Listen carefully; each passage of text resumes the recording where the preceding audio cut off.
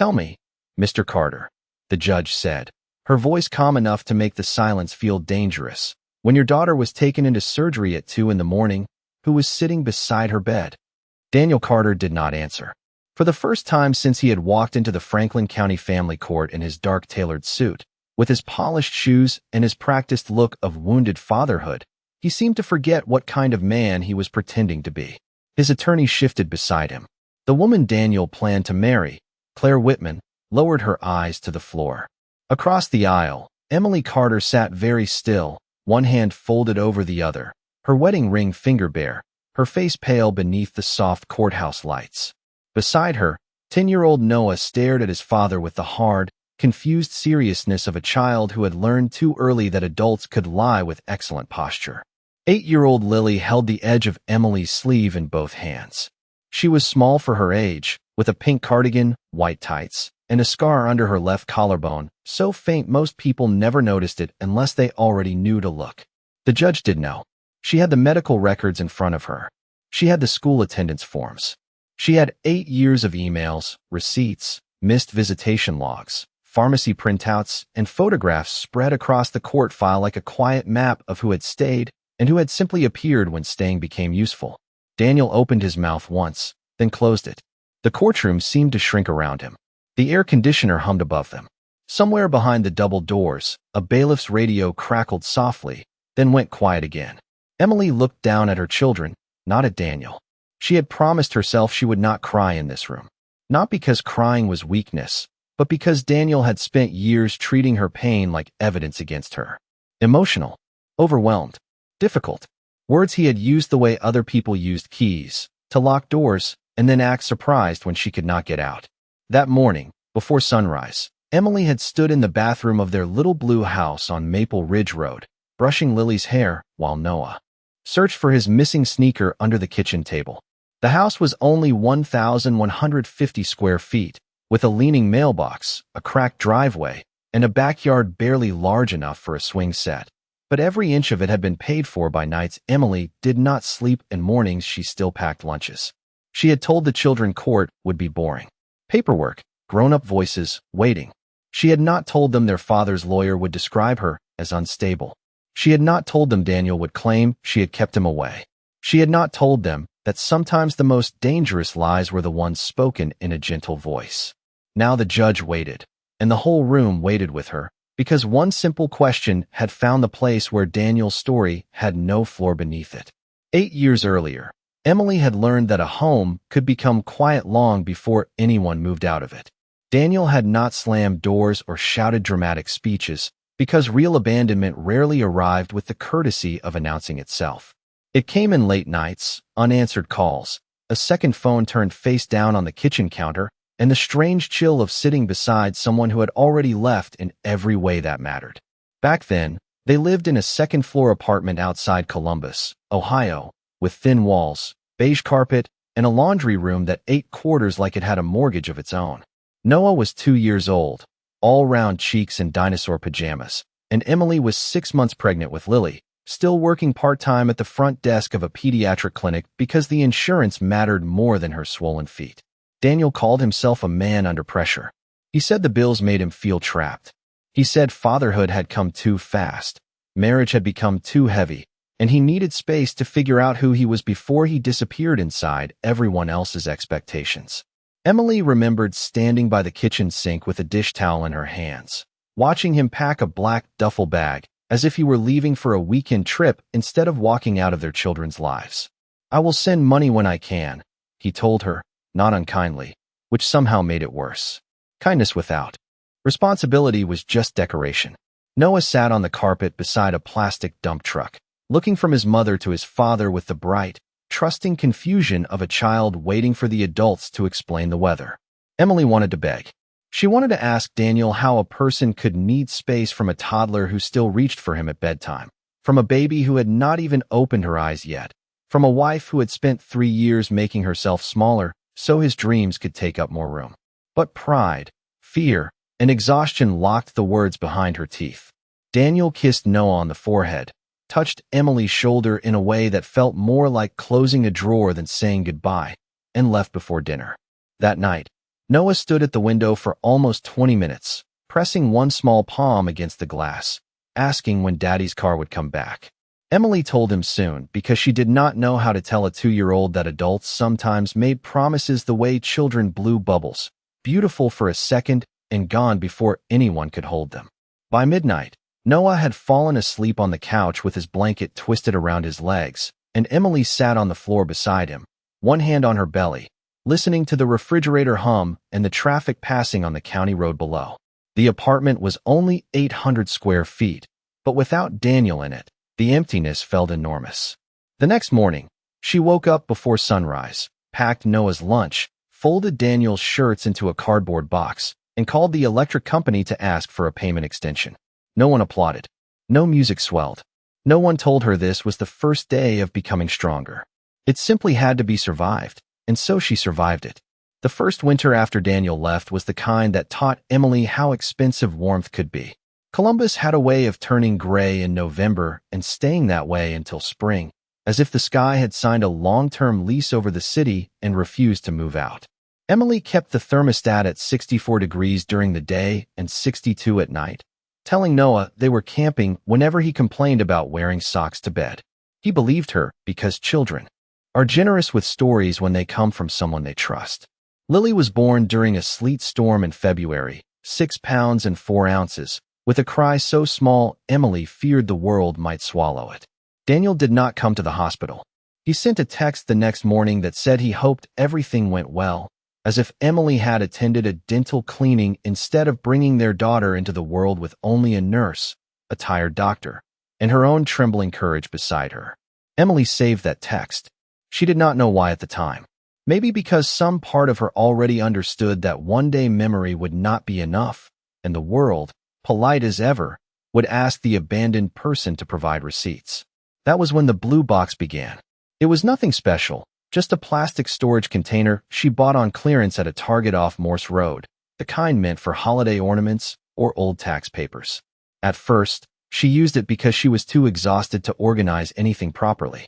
She dropped in Lily's hospital bracelet, Noah's preschool drawings, the first overdue notice from the gas company, the receipt from the pawn shop where she sold her wedding band for $280, and a folded copy of the child support order Daniel paid only when someone reminded him the court existed. Over time, the box became a record of the life Daniel missed and Emily carried. There were pharmacy receipts from midnight fevers, teacher notes addressed only to her, daycare invoices marked paid in red ink after she worked double shifts, birthday cards Daniel mailed late with $20 bills inside, and printed screenshots of messages where he canceled visits because something had come up. Something always came up. Work, traffic, a conference, a headache, a vague emergency involving someone Emily had never met. Meanwhile, Emily learned the names of every urgent care nurse within 15 miles, which grocery stores discounted bread after 8 at night, and how to smile at her children while counting dollars in her head.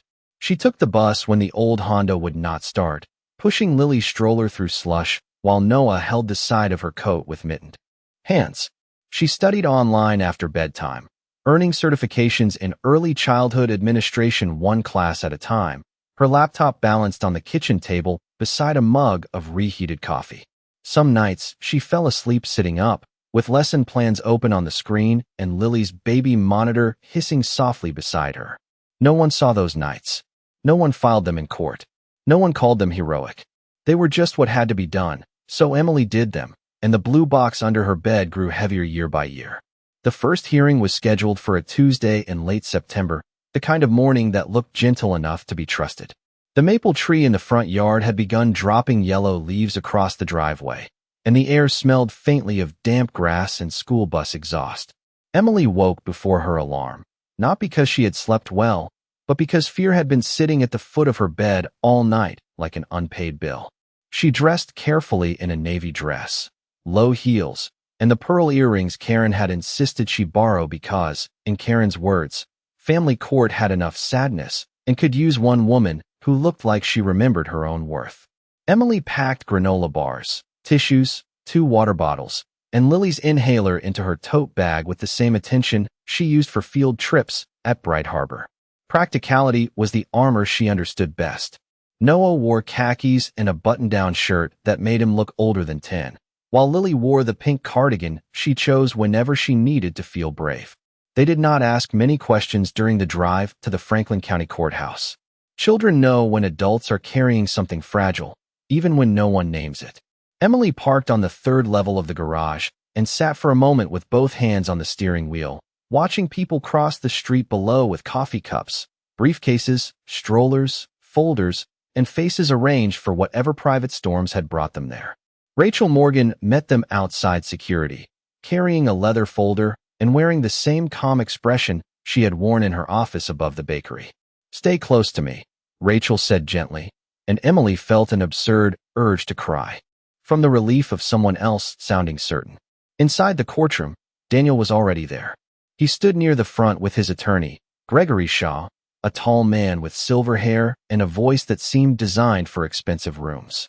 Daniel wore a charcoal suit and a pale blue tie, the exact shade he used to say made him look trustworthy. Claire Whitman sat behind him in a cream blazer, her blonde hair tucked neatly behind one ear, her posture perfect in the way of people who have never had to fold laundry at midnight while calculating copays. When Daniel saw the children, his face changed instantly into tenderness, as if someone had switched on a porch light. "Hey, buddy," he said to Noah, opening his arms slightly. Noah gave him a careful nod, but did not move forward. Lily stepped closer to Emily's side. The rejection was small, polite, and devastating. Daniel recovered quickly, because men like Daniel rarely mistook discomfort for a warning. He smiled at Emily instead. "You look tired," he said softly, almost kindly.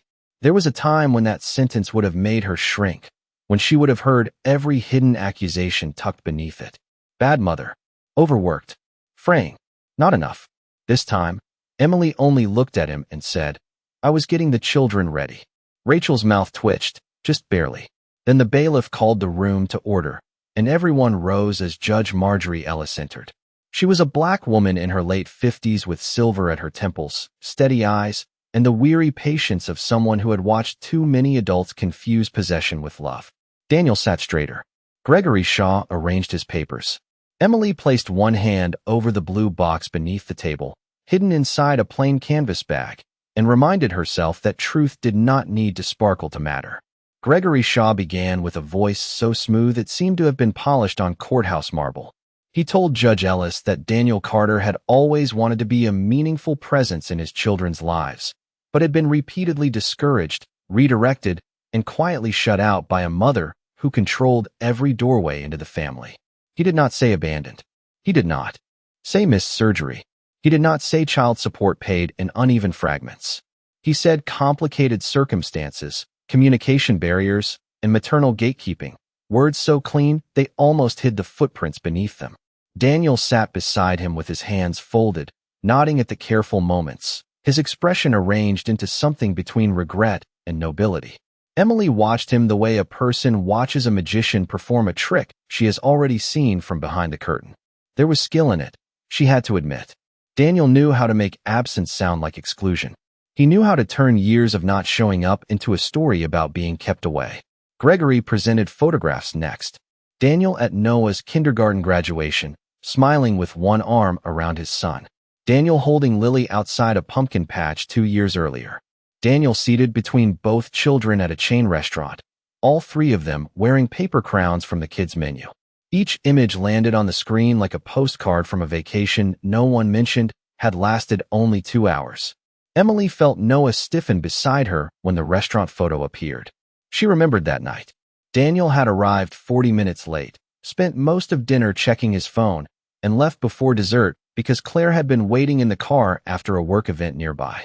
But the photograph did not show the waiting. Photographs almost never did. They were loyal to the second they captured and indifferent to everything before and after. Then Daniel testified. He said he loved his children. He said he had matured. He said he and Claire had a stable home in Dublin with a finished basement, a fenced yard, and excellent schools nearby. He said Emily was a good mother, pausing just long enough to make the compliment feel generous, but that she worked long hours and had trouble accepting help. He described his petition as an act of love, not conflict. "Children need both parents," he said, turning slightly toward the judge. I just want the chance to be there for them. The sentence floated through the room, beautiful and hollow. Emily felt Lily's fingers slide into her palm beneath the table. Rachel Morgan wrote something on her yellow legal pad, then stood when it was her turn. She did not raise her voice. She did not accuse Daniel of being cruel. She simply carried a thin folder to the podium and asked, "Mr. Carter, what is the name of Lily's cardiologist?" Daniel blinked once. "I would have to check my records." Rachel nodded, as if that were exactly the answer she expected. What medication was she prescribed after her surgery? Daniel shifted in his chair. Emily handled most of the medical details. What grade was Noah in when he began seeing the school counselor? Daniel looked toward Gregory, but Gregory could not answer for him. "I was not informed about that at the time." Rachel turned a page. "What is Noah allergic to?" The silence that followed was not long, maybe 4 seconds, but it had weight. Daniel guessed peanuts. Noah looked down at his shoes. Emily closed her eyes for half a breath. "It is shellfish," Rachel said gently. "Documented in school forms since 1st grade." Claire moved for the first time, her perfect posture tightening by a fraction.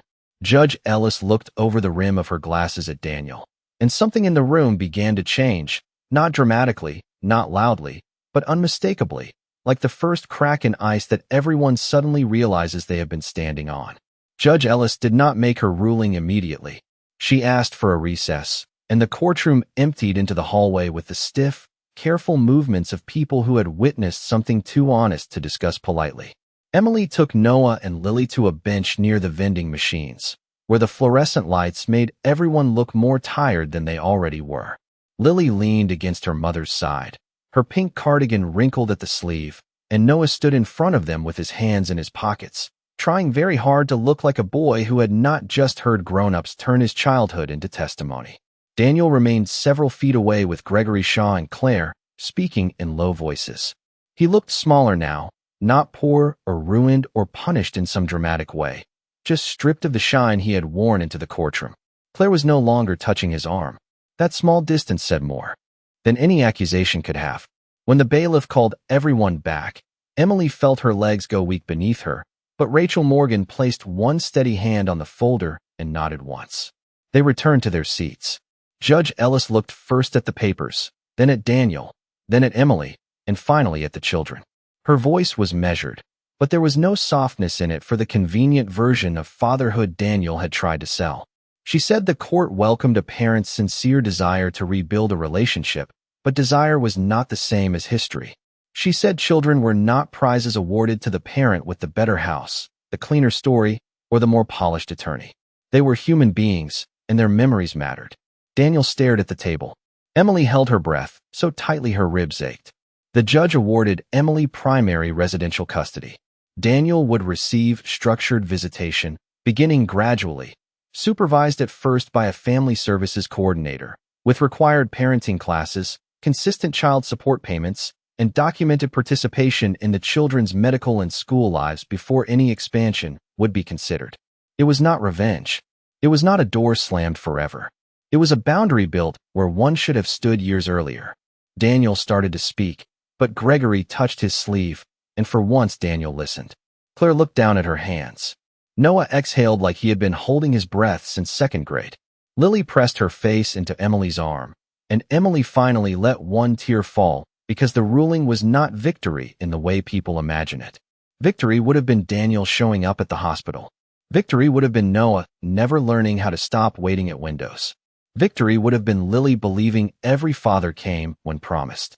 Outside the courthouse, the afternoon sun had broken through the clouds, turning the concrete steps pale gold. Emily carried the blue box in both arms while Noah walked on one side and Lily on the other. At the bottom of the steps, Daniel called her name. She turned, not because she owed him anything, but because she was no longer afraid of hearing it. He looked at the children, then at Emily. For a moment, all his practiced words seemed to fail him. "I did not know it looked like that," he said. Emily studied him, the man who had mistaken not looking for not being seen. "It did not look like anything, Daniel," she said quietly. "It was their life." Then she took her children home to the little house on Maple Ridge Road, where the hallway was still half yellow and half blue, where dinner would probably be grilled cheese and tomato soup, where backpacks waited by the door and the maple leaves needed raking. Nothing about it looked grand. Nothing about it looked like the kind of ending people applaud.